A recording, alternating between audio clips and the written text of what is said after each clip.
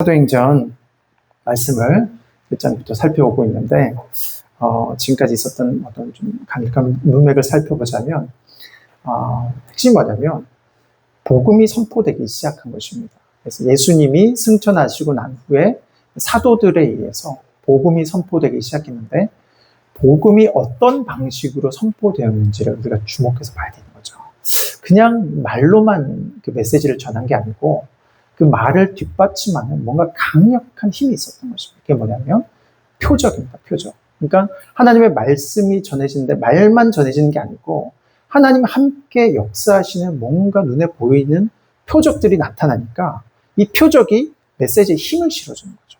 그냥 말만 하면 그냥 그 말의 어떤 내용만 들으면서 그렇구나 이렇게 되는데, 뭔가 그 말대로 일이 벌어지니까 이게 사람들이 깜짝 놀라지 않을 수 없는 거죠. 이게 표적과 복음 선포가 함께 있었던 겁니다. 그러니까 몇 년 전에 이게 그런 게 있습니다. 보면 이제 교회 교단들, 교파들의 연합이 막 있습니다. 그런 것 중에서도 아주 좀 신학적으로 좀 문제가 있는 그런 WCC부터 시작해가지고 그 정도까지는 아닌데 뭔가 주의 깊게 봐야 되는 이런 단체들 연합들이 있는데, 몇 년 전에 로잔 대회라는 게 있었습니다. 그래서 우리나라의 어떤 건전한 교단들, 복음주의 모여가지고 우리나라뿐만 아니라 전 세계적으로 했던 거죠. 그래서 이제 로잔 대회가 있었는데, 그때 이제 그 영상을 언제 한번 이제 볼 수 있는 기회가 있어가지고 누군가가 이제 그 복음 선포에 대해서, 선교 전도에 대해서 이제 강의를 하시는데, 그러니까 우리가 이제 그 골자가 이거였어요. 복음만 전할 게 아니라, 그러니까 영어로 demonstration, 뭔가 보여줘야 된다. 그러니까 복음과 함께 demonstration, 뭔가 보여줘야 되는 게 필요하다. 이 두 가지가 필요하다는 거.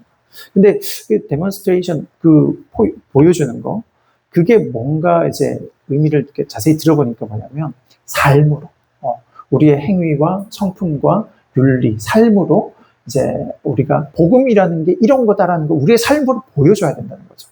이거 동의하지 않을 사람 없죠. 그렇죠? 저도 이제 동의를 했습니다. 동의하고, 맞다. 그런데 뭔가가 부족하다라는 생각이 들었어요. 그러니까 성경에 비춰봤을 때, 초대교회가 복음 선포했던 그 방식을 생각해보면, 단순히 그들이 착해가지고 사람들이 뭐 예수 믿겠다 이렇게 찾아온 게 아니었거든요. 분명히 여기 보면은 백성들이 칭송하더라, 칭찬을 많이 했습니다. 그러니까 저들이 뭔가 남다르게 사는 그 삶의 방식이 있었던 거를 믿지 않는 사람들도 인정을 했던 거죠. 그러니까 그들이 뭔가 착하게 살았던 건 분명합니다. 근데 그 이상의 무언가가 있었어요. 그렇게 거대한 무리가 한꺼번에 주 예수 그리스도의 그 도에 복종하는 그런 큰 역사가 나타나려면 단순히 우리가 착하게 산다고 해가지고 착하게 사니까 나도 한번 믿어봐야지 이러지 않는다라는 겁니다. 뭔가 견고한 그 영적인 진이 무너지고 정말 압도적인 하나님의 그 복음의 권세, 그 능력 앞에 엎드리는 그 놀라운 표적이 이 초대교회에 있었던 거예요. 그래서 뭔가 우리가 윤리적으로 착하게 사는 것 이상의 무언가가 필요하다는 거예요. 복음 선포에는. 그래서 사람의 힘으로 해결되지 않는 그 무언가가 세상에서 어디 찾아가 봐도 의사도 못 해결해주고 전쟁이도 못 해결해주는 그런 문제들이 하나님의 능력으로, 성령의 능력으로 해결되는 그런 역사가 나타날 때 사람들이 교회를 다르게 보게 되는 거죠. 그러니까 오순절 성령 강림 이후에 이제 두 번째 오순절 성령 강림 때 3,000명이 회심했죠. 근데 그 3,000명은 순수하게 예루살렘 인구가 아니라 오순절 절기를 지키기 위해서 막 각지 흩어졌던 사람들이, 해외에 있던 사람들이 오순절 절기 지키려고 왔다가 그날 이제 베드로의 설교를 듣고 3,000명이 회심한 겁니다. 그리고 그 이후에 5,000명, 남자만 5,000명이나 되는 수많은 사람들이 회심했는데, 그때 이제 무슨 일이 있었냐면 성전 미문에 늘 앉아서 구걸하던 그 앉은뱅이가 나사렛 예수의 이름을 일어나 걸으라니까 진짜 걷게 된 거죠. 그 기적적인 치유를 통해서, 그 표적을 통해서 사람들이, 무수하게 많은 사람들이 예수님께로 돌아왔던 거예요. 그런데 이런 좋은 표적, 그러니까, 이런 그 병이 낫는 표적이 얼마나 좋습니까? 그렇죠? 다 모든 사람들에게 기대와 소망을 갖게 만드니까. 이게 좋은 표적이다. 나쁜 표적이라고 말하면 좀 말이 이상한데 뭔가 사람으로 하여금 두려움을 갖게 하는 표적도 일어났어요. 지난 시간에 우리가 살펴보았던 아나니아 삽비라의 죽음인 거예요. 그러니까 진짜 우리가 생각해보면 지금 우리가 생각하는 그 윤리적인 기준으로 헌금 다 할 거를 일부만 했다고 해가지고 어떻게 사람이 죽는 게 말도 안 되죠. 근데 성령의 음성에 순종하지 못하고 성령을 속였을 때 그때 하나님의 무서운 진노와 심판이 그 자리에 있는 거예요. 그러니까 교회에서 그런 비극적인 죽음이 있었더라 이런 소문이 나면 누가 교회에 가겠습니까? 근데 신기하게 성경을 보니까 이 표적이 일어난 직후에 남녀의 큰 무리가 죽게로 나오더라. 믿고 죽게로 나온 자가 더 많으니 남녀의 큰 무리더라.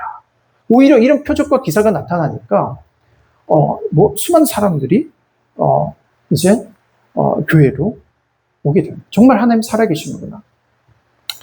성 목사님도 이제 잠깐 언급을 하셨는데 우리 이제 교회라는 것은 동호회가 되면 안 된다.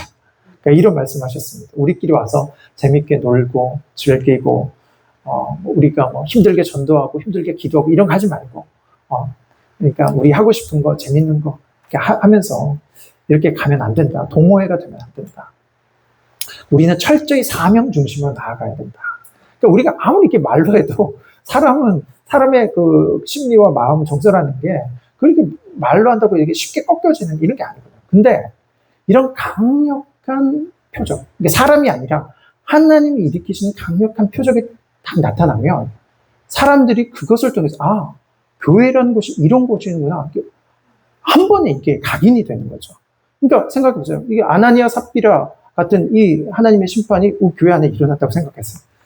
교회가 사람들이 딱 봐요.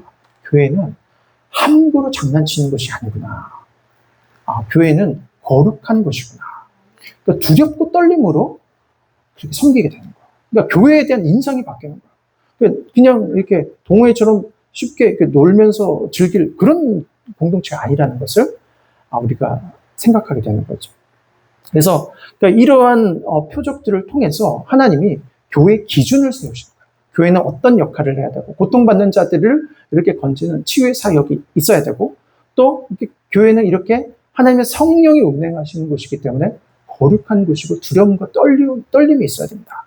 그러니까 이런 이제 하나님이 아주 사람들이 잊지 못할 어떤 인상을 심어준 거죠. 그러니까 표적이라는 것은 하나님께서 일으키시는 그런 기적인데 이 표적에 대해서 오늘날 이제 교회의 생각을 보면 그 어떤 관점이 두 가지로 갈립니다. 이 표적이라는 거 당연히 이제 하나님이 하시는 일이니까 이걸 대놓고 부정적으로 이제 말을 못해도 어느 정도 이런 거를 부정적인 뉘앙스를 깔고 보는 입장이 있어요. 이게 첫 번째 입장이고 두 번째는 이 표적을 사모하고 추구하는 그런 신앙이 있습니다.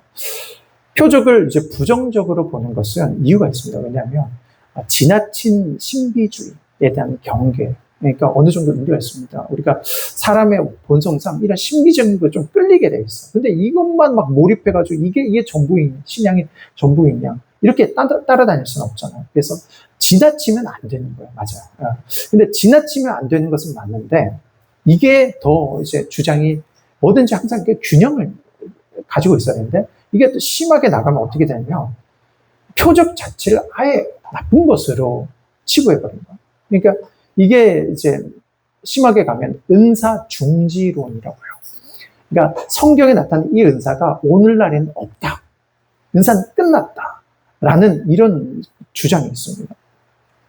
그래서 이게 진짜 이 논리가 진짜 견고하게 만들어져 있어요. 저도 신학대학원 1학년 때 이 은사, 성령의 은사에 대한 책을 이제 리처드 게핀이라는 사람이 썼는데 얇은 책이 있는데 그걸 하여튼 뭐 학교에서 전교생 다 읽게 만들었어요. 내용이 뭐냐면 오늘날 결론이 이거예요. 오늘날 성령의 은사는 없다. 끝났다. 학교에서 그 교과서를 배운 거예요. 진짜.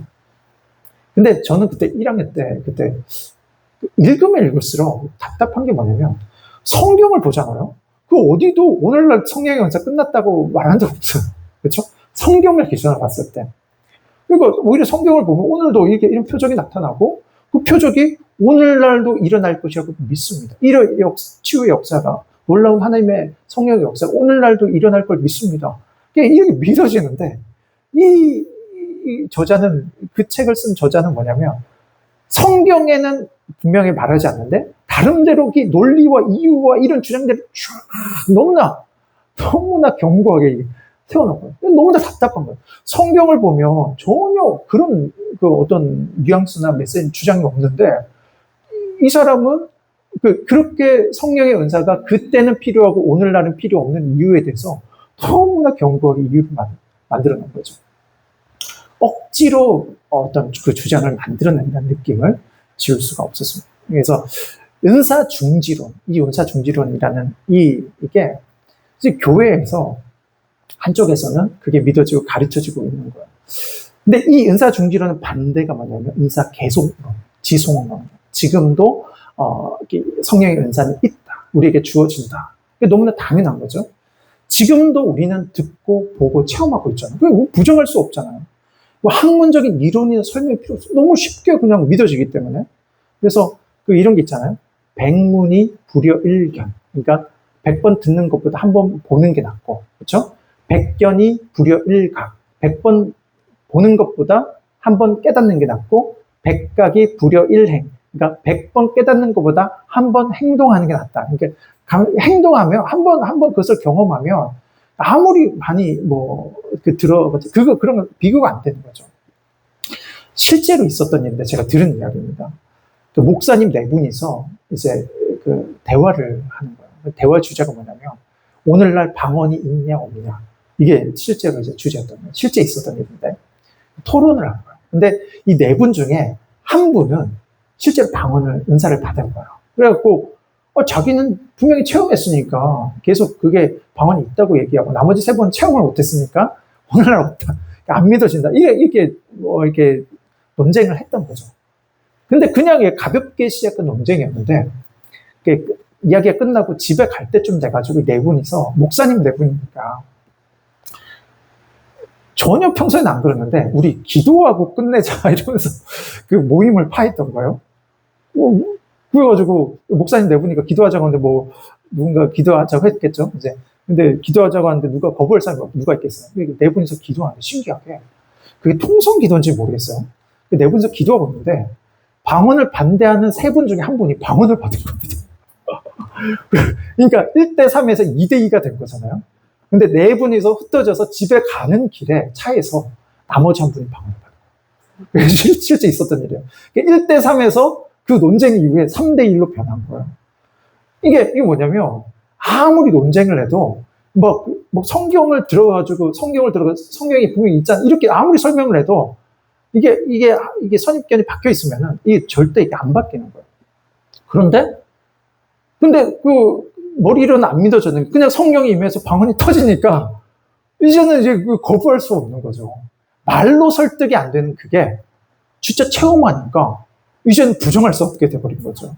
이게 실제 있었던 일이라고 합니다. 그러니까 이게 뭐냐면 제가 만든 말인데 백론이 불여일험이다. 그러니까 100번 논쟁해봤자 한 번 체험하는 거랑 비교가 안 된다. 백론이 불여일험이다. 그래서 100번 토론하는 것보다 한 번 체험하는 게 훨씬 더 낫다. 그러니까 성령의 역사라는 것은 그러니까 뭔가 세미나를 통해서 성령의 은사가 깨달아집니다. 성령의 역사. 그냥 성령을 체험하게 하는 거예요. 물 아무리 갖다 놓고 이 물은 H2O로도 어떤 성분으로 이루어졌다. 이거 아무리 이론은 설명이 없잖아요. 소용없어요. 그냥 한 번 마시게 하면 됩니다. 그러면 이게 물이구나. 이게 깨닫게 되는 거죠. 성령도 마찬가지예요. 성령 그냥 체험하게 해주는 거예요. 성령이 그냥 임하시고 성령이 나타나시는 그것을 직접 체험하면 성령이 이런 분이구나. 이걸 알게 되는 거죠. 표적이라는 게 그런 거예요. 표적이라는 게 우리가 단순히 말로만 들릴 수 있는 그 복음이 정말 실감이 되고 뭔가 온 삶으로 체험이 되는 그런 게 이제 표적이라는 것이죠. 오늘 우리가 읽은 이 본문에는 뭐냐면 이 사도들의 사역이 쭉 이어지는데 특별히 오늘 우리가 읽은 본문에는 이 사도들이 고난받는 모습들이 나타납니다. 고린도후서 12장 12절에 이런 말씀이 있습니다. 사도의 표에 대해서 바울이 말하는데 첫째, 참음과 표적과 기사와 능력이다. 그러니까 표적, 기사, 능력. 이 세 가지는 뭔가 좀 비슷하잖아요. 뭔가 이게 놀라운 일이 나타나는 거. 근데 앞에 첫 번째가 뭐가 있냐면 참음이에요, 참음. 참음이라는 게 인내, 뭐 견뎌내는 거. 그런 걸 말하는 거거든요. 그러니까, 뭔가 이제, 그 사도라는 직분은 단순히 하나님의 강력한 표적과 역사가 나타나는 것만, 전부가 아니고, 그 사람이 받는 그 고난을 끝까지 견뎌내는 거. 그 견뎌내는 모습을 통해서, 저 사람 정말 하나님이 보내신 사람이구나. 그러니까 그걸 우리가 알 수 있다라는 거죠. 우리가 성령이 주시는 권능, 능력이라고 우리가 말을 할 때, 그게, 능력, 성령이 주신 능력, 뭐 이런 거 생각할 때, 우리가 아주 놀라운 은사, 그런 화려한 기적, 우리가 이런 것만 생각하기 쉬운데, 그것도 이제 성령이 주신 능력은 맞지만, 그거 이전에 성령이 주신 능력이 정말 기본적으로 필요한 게 뭐냐면, 주시는 능력이 뭐냐면, 고난을 이겨내는 능력입니다. 그래서 사명을 끝까지 감당할 수 있게 되는 거. 그게 성령이 부으신 능력이라는 생각이 들어요. 그럼 기도의 능력이 뭔지 아니에요? 기도의 능력? 기도의 능력, 능력 있는 기도는 막 소리가 크고 막 이렇게, 기도하면 환상과 어떤 꿈이 열리고, 그 다음에 한 예언이 쏟아지고, 그러니까 이런 것도 능력이 아니라고 할 수는 없지만, 기본적으로 기도의 능력이라는 게 뭐냐면, 기도할 수 있는 힘이에요. 그게 뭐냐면, 그러니까 1시간이든 2시간이든 기도하려고 마음먹으면 쭉 기도로 들어가는 거예요.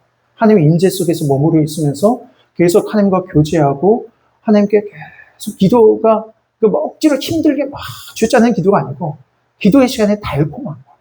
주님과 이 교제 시간이 너무나 즐거운 거예요. 그래서 1시간이든 2시간, 3시간이든 그 임재 가운데 머물러 있는 게 너무 좋고 즐기는 거죠. 이렇게 기도할 수 있는 게 기도의 능력이라는 거예요. 그래서 전도의 능력도 마찬가지입니다. 우리가 복음을 전해가지고 그때마다 막 3,000명, 5,000명이 회개하면 너무나 좋겠지만 그것도 능력이겠지만 정말 기본적으로 전도의 능력이라는 건 뭐냐면 전도를 계속 할 수 있는 능력인 거예요. 그 전도를 하고 싶고 복음을 전하는 것이 기쁘고 감사하고 그때마다 한 영혼 돌아오는 것을 우리 눈에 볼 수 없어도 내 입으로 복음을 선포하는 거예요. 예수 믿으세요. 이 한마디만 해도 나는 만족할 수 있는 그런 어떤 기쁨이 있는 것. 그게 전도의 능력인 거죠. 그러니까 기적과 초자연적인 은사, 이거는 그 다음이고, 기본적으로 정말 우리에게 맡겨진 사명을 끝까지 감당해 나갈 수 있는 힘과 그 은혜. 그러니까 이런 게 우리에게 주시는 성령의 능력이라는 거예요. 이 사도들을 통해서 이 표적이 나타나니까 오늘 본문을 보면 이 사도들을 시기하는 사람들이 일어났고 결국 이 사도들을 감옥에다 가두게 됩니다. 근데 이때 또 기적이 나타나요. 주의 사자가 밤에 찾아와가지고 옥문을 열고 이 사도들을 끌어냅니다. 그리고 성전에 가서 이 생명의 말씀을 다 백성에게 말하라. 그러니까 분명한 사명이 있어서 주의 사자가 이들이 이렇게 감옥에 갇혀 있으면 안 되기 때문에 이런 기적이, 표적이 나타나는 거죠. 그래서 기적적인 일을 풀어주는 거예요. 성경을 보면 정말 공식이 있어요. 하나님의 사람들 항상 반대와 핍박과 고난이 있습니다. 모든 하나님께 쓰임받았던 사람들이 다 공통적으로. 모세를 생각해 보십시오. 모세는 어릴 적부터 죽을 뻔했어요. 사실 모세 한 사람 죽이려고 그 당시에 그 대량으로 유아 살해가 벌어진 거예요. 왜냐하면 마귀는 알거든요. 이 사람이 커서 나중에 무슨 일을 할지 다 이게 보이는 거예요. 그러니까 어릴 때 해치워야겠다 이런 생각을 하고 그 엄청난 살인사건들이 일어나는 거죠. 그리고 요셉을 생각해봐도 마찬가지죠. 요셉도 형제들의 시기를 받고 또 노예를 팔리고 또 거기 가서도 모함을 당하고 감옥에 갇히고 또 다윗도 보면 항상 쫓겨다닌 거죠. 사울에게 쫓겨다니고 자기 아들에게 쫓겨다니고 늘 광야에서 그렇게 쫓겨다니는 인생을 살았어요. 다니엘도 생각해보면 다니엘의 세 친구도 똑같이 사자굴로 풀무불로 던져지고 이런 식으로 하나님 택하신 사람들은 항상 이런 식으로 계속 반복되는 고난이 있는 거예요. 그러니까 우리가 하나님이 택하신 사람이라면 절대 단조로운 인생을 사는 게 아니에요. 이런 고난, 저런 고난, 이런 모습의 고난, 저런 모습의 시련, 이런 것들을 다 우리에게 허락하셔서 우리 속에 진짜 하나님을 섬기는 믿음이 있는지를 하나님이 시험하시는 거예요. 저 사람이 진짜 보석인지 아닌지는 화려한 자리에서 절대 드러나는 게 아니에요. 화려한 자리에 있으면 다 보석 같아 보이는 거예요. 뭘 갖다 놔도 화려한 자리는 다 예뻐 보이고, 화려한 그 조명을 쏘면 다 예뻐 보입니다. 근데 험악하고 고통스럽고 괴롭고 견디기 어려운 그 상황에서는 그 사람 속에 있는 그 진가가 드러나는 거예요. 그래서 하나님은 우리에게 오히려 하나님이 정말 사랑하신 사람, 택하신 사람들에게는 고난을 주셔서 이 고난을 통해서 저 사람 신앙이 진짜인지 가짜인지 입증을 하려고 하시는 거예요. 그래서 우리가 겪을 수 있는 어떤 육체적인, 어떤 정서적인, 그리고 영적인 여러 가지 상황과 환경에 있어서 한계 상황에 우리가 도달하면 그 순간 우리가 생각해야 돼요. 우리가 지금 시험을 받고 있구나.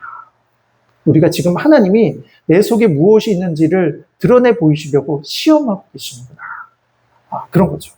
제가 교육전도사 때 학교 다니면서 교회를 이제 섬기면서 이러고 있을 때 정말 피곤하고 막 공부를 해야 되고 또 교회 살고 힘들고 막 지치고 막 바쁘고 잠도 못 자고 이런 상황이 이제 계속됐는데, 그렇게 이 공부랑 교회 사역만 해도 힘든데, 그때 이제 그 교회 그 목사님이 축구 선수 출신이어가지고 이 교육자 한 새벽기도 끝나고 항상 모아가지고 축구를 일주일에 한 2번씩 3번씩 시키는 거예요. 근데 그게 되게 저는 열받는 거예요. 왜냐면 속에서 막 판단하는 마음이 일어나는데, 고난주간이었거든요. 고난주간 성도들 다 기도하고 있는데 빨리 나오라는 거예요. 축구해야 된다. 그래가지고 이제 그러니까 그 풋살장을 이제 무료로 이용하려면 몇 시 전에 가야지 이제 해야 되는데, 그러니까 새벽 기도하고 오래 기도하고 있으면 안 된다. 그날 너무 열받는 거예요. 그리고 이분들이 목사님들 맞나 싶을 정도로 축구에 너무 몰입을 해 있는 거예요.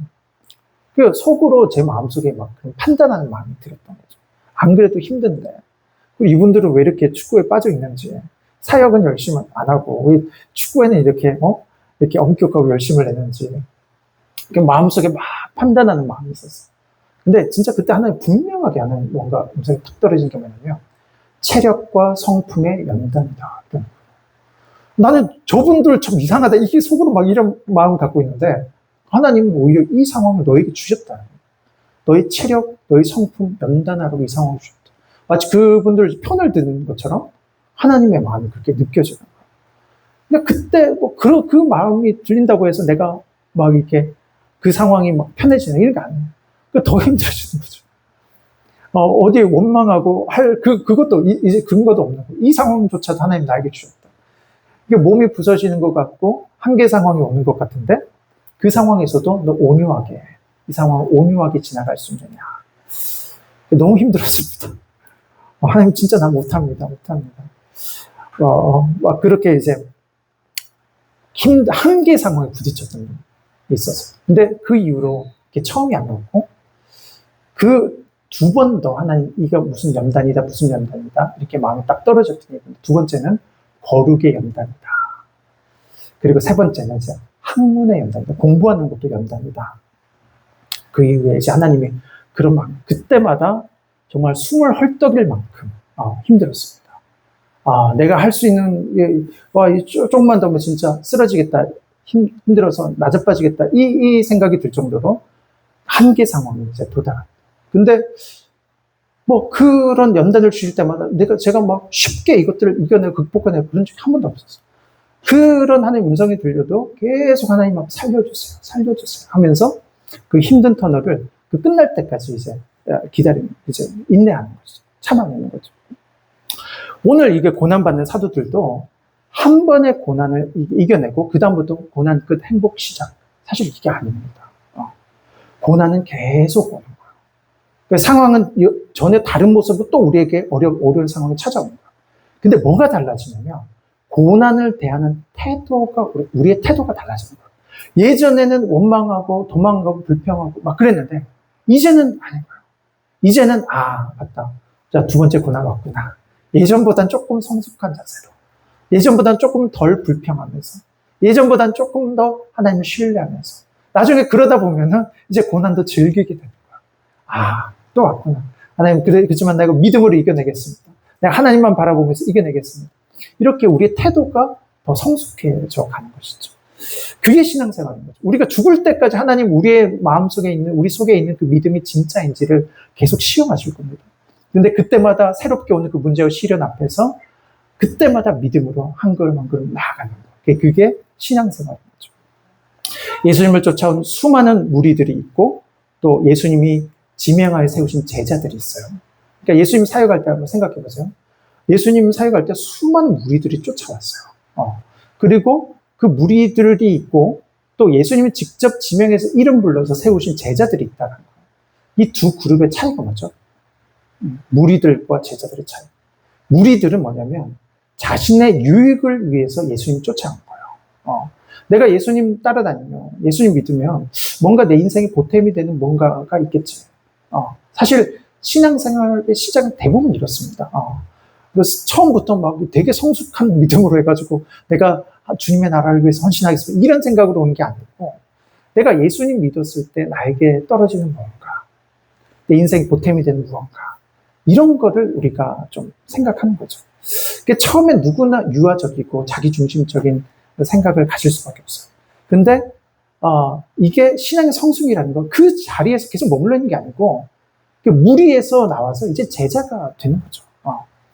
저도 그랬습니다. 생각해보면 저는 이제 중학교 때 예수님 만나고 고등학교 때 이제 성령을 체험하면서 그때 너무 신앙생활이 너무나 막 기쁘고 좋고 하나님이 역사하시는 것들을 보면서 너무나 앞으로 이런 일들이 계속 일어날 거라는 기대도 갖게 되고 그러면서 이제 신학교를 가게 된 거죠. 그러니까 처음에는 이제 그 좋은 일들만 계속 있을 줄 알고 그런 하나님이 나와 함께 하신다는 게 너무나 분명히 느껴지고 그때 2명이서 시작한 기도 모임이 한 20-30명 되는 큰 모임으로 이제 고등학교 때 이제 그렇게 하나님 부흥을 경험하게 하시니까 이 앞으로 계속 이런 일이 있겠지. 이런 기대를 갖게 되는 거죠.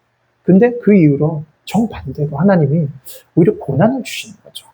내 뜻대로 안 되는 상황을 주시고 예전에는 하나님 정말 나와 함께 하시는 것 같았는데 이제는 함께 하시지 않는 것 같은 나 혼자 홀로 외로이 서 있는 것 같은 고난의 길로 하나님이 그렇게 인도를 하시는 거죠. 그때 느낀 거죠. 이게 뭐냐면 예전에는 예수님이 나를 위해 하나님 나를 위해 존재하시고 하나님도 나를 위해 존재하시고 이 모든 세상이 나 중심으로 돌아가는 그러니까 어린아이들 그렇잖아요. 갓난아이들은 태어나면 세상이 부모가 다 자기 중심으로 존재하는 줄 알아요. 그러니까 내가 울면은 먹을 거 주고 울면 또 기저귀 갈아주고 이렇게 생각하는 거죠. 근데 이게 성숙한 제자로 가면 달라지는 거예요. 예수님이 요구하신 게 뭐냐면 자기 부인해라. 그리고 이 무거운 십자가 져라. 내가 이제 십자가 지고 저기 올라가는데 내가 가는 길 그대로 따라와라. 제자에게 이걸 요구하시는 거예요. 전혀 달라지는 거죠. 무리들은 예수님이 십자가 진 것을 이해할 수 없습니다. 그러니까 제자들, 심지어는 제자로 부름받은 제자들도 이해를 못했어요. 베드로가 뭐라고 하냐면 예수님이 이제 곧 죽을 거, 십자가 못 박이고 고난받을 거 얘기하시니까 베드로가 뭐라고 하냐면 성경에는 항변하여 이르되 이렇게 얘기하고 있는데 사실은 이게 동사가 뭐냐면 꾸짖다라는 동사예요. 그러니까 귀신 쫓아낼 때 그 귀신을 꾸짖다 이게 예수님 말씀하시잖아요. 그 똑같은 동사로 있어요. 베드로가 예수님을 꾸짖고 있는 거예요. 절대 죽으면 안 된다. 왜냐하면 제자들의 그때까지 기대가 뭐냐면 예수님은 이제 예루살렘에 입성하시면 화려한 왕관을 쓰고 왕의 옷을 입고 이제 이스라엘을 통치하셔가지고 그 옛날 다윗의 그 찬란한 강한 그 나라를 다시 회복하고 이 로마를 쫓아내고 그렇게 이제 예수님이 왕이 되시면 우리 12제자는 그 옆에 서가지고 아주 힘 있는 유력한 신하들이 돼가지고 우리도 권력 나눠 갖고 다 이 생각을 하고 있는데 예수님 그 반대 얘기를 하는 거예요. 십자가 지라는 거예요. 자기 부인하라는 거예요. 내가 죽으러 가는데 너희들도 따라와야 된다. 이렇게 얘기를 하는 거죠. 이번 우리가 이 고난받는 사도들을 통해서 우리 자신을 한번 돌아봤으면 좋겠습니다. 우리가 이 부름받아가지고 복음을 전하고 하나님 나라를 헌신한다는 거. 이거 그냥 우리가 뭐 그냥 그 드라마 같은 아주 해피한 엔딩 그런 모습이 아니에요. 십자가를 지닌 것이고 예수님이 사셨던 그 모습 그대로 우리가 살아가는 길로 가는 겁니다. 그래서 예수님이 제자들에게 너희 중에 누구든지 내 제자가 되려거든 자기 십자가를 지고 자기를 부인하고 나를 따르라. 나는 이제 죽는데 너희도 그렇게 나처럼 고난받고 이 복음을 위해서 희생하라. 이것이 바로 이 제자들에게 하시는 말씀인 것입니다. 우리 자신을 하나님 앞에 정직하게 돌아보기를 바랍니다. 우리가 예수님을 이용하기 위해서 예수님에게 뭔가 덕을 좀 보려고 따라가는 그런 무리들인지 아니면 예수님이 하라고 하는 대로 순종하기 위해서 따라가는 제자들인지 우리는 언제까지 유아적인 어린아이 같은 신앙으로 살 수가 없습니다. 우리에겐 성장이 필요하고 성숙해져야 하는 것이죠. 저와 여러분에게 이런 성장의 길을 간절히 소망합니다. 함께 기도하겠습니다.